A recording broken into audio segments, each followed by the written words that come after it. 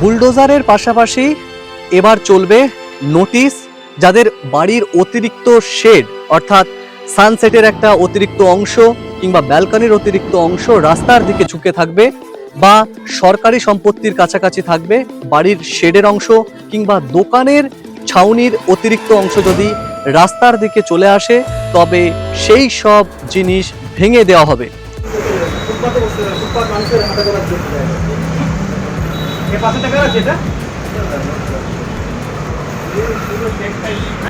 এবার প্রশাসনের নজর এই অতিরিক্ত শেডের দিকে, তাই যাদের ইতিমধ্যেই এই সব অংশ রয়েছে সেইগুলোর উপরে নোটিশ যাচ্ছে, সেই বাড়ির মালিক কিংবা সেই দোকানদারের কাছে নোটিশ যাচ্ছে।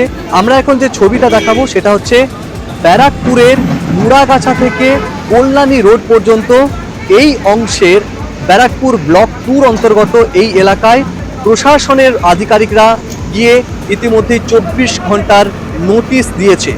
যে সমস্ত দোকান এবং বাড়ির অতিরিক্ত অংশ রাস্তার দিকে চলে এসেছে সেই সমস্ত মালিকদের নোটিশ দেওয়া হয়েছে।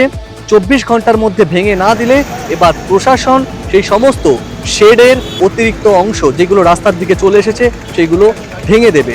অর্থাৎ একের পর এক বেআইনি সম্পত্তি বা দুর্নীতিগ্রস্তদের যে অতিরিক্ত সম্পত্তি সেইগুলোতে যেমন বুলডোজার চলেছে, পাশাপাশি এই যে বিভিন্ন জায়গায় রাস্তা বরাবর আমরা দেখেছি বিভিন্ন জায়গায় যে বিভিন্ন বাড়ির অতিরিক্ত অংশ ঝুঁকে রয়েছে রাস্তার কাছে কিংবা সানসেটের একটা অংশ অতিরিক্তভাবে বাড়িয়ে রাখা হয়েছে যেগুলো বেআইনিভাবে, সেইগুলো এবার ভেঙে দেবে প্রশাসন।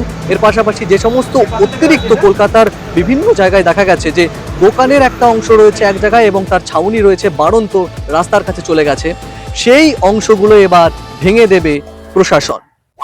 The Times Bangla.